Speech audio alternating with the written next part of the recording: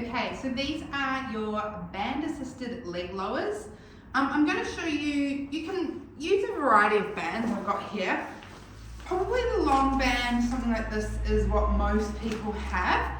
For your leg lowers, you want to find something that's pretty, like your hardest, toughest band to start with, and then you can sort of lower down as you go.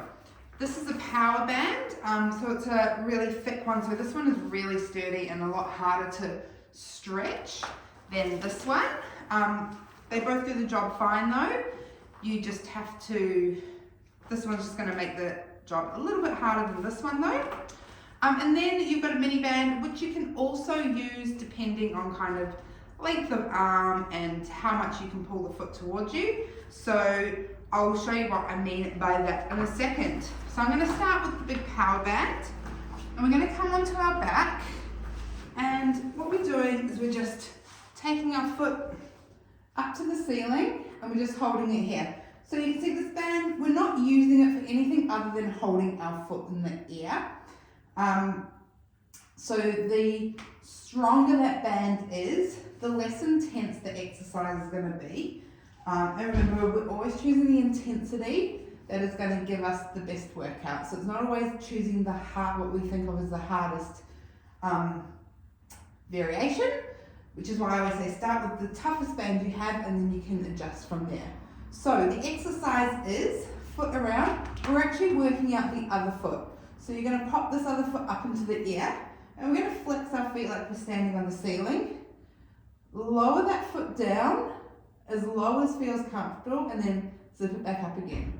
Now what we don't want is the pelvis tipping or rocking through or a big extension through the back. We should be staying neutral through our pelvis. So we do that for as long as we can with our leg, and then we zip it back up again. We're using this band to steady the other leg so we don't have to worry too much about it, which again is why the tougher resistance is going to make this exercise slightly easier. So if we're using this band, it's exactly the same. Pop it around, bring it back up, but you'll definitely feel a difference. You're not wanting to pull your leg towards you. You want to try and keep it as straight up and down as you can, while letting this other leg go up and down. And trying not to squeeze through the glutes too much. There's going to be a little bit of squeeze, but we really want to work those lovely core muscles as we take the leg down and up. Now, I'm going all the way down, but you might find that you get to here and you start to feel that back lift or the pelvis move. Work to there, here. Same thing if you get soreness in the lower back, going all the way down. See if there is a range that you can do where you're not getting that soreness. If you're sore just from putting that leg up and that back's hurting straight away, then that's probably an indication that this exercise isn't great for you, and let me know. But otherwise, see if you can find a range where you don't get those aches and pains, and start there. Now, I said I was going to show you with the other mini band.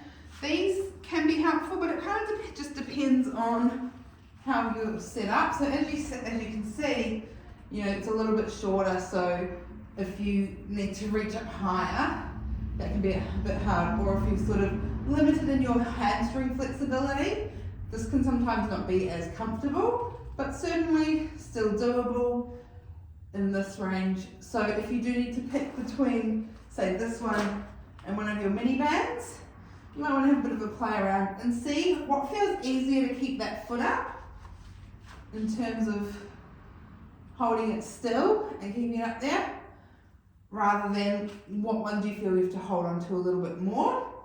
Of course, as you move through this exercise a few weeks, you might like to change that resistance. This is my strongest band. You can definitely drop down to the next band and the next until you're feeling nice and strong and you don't need any band to hold that leg up, because that's what we're working towards. But we always want to start somewhere where we're comfortable and we can get the movement as efficient as possible.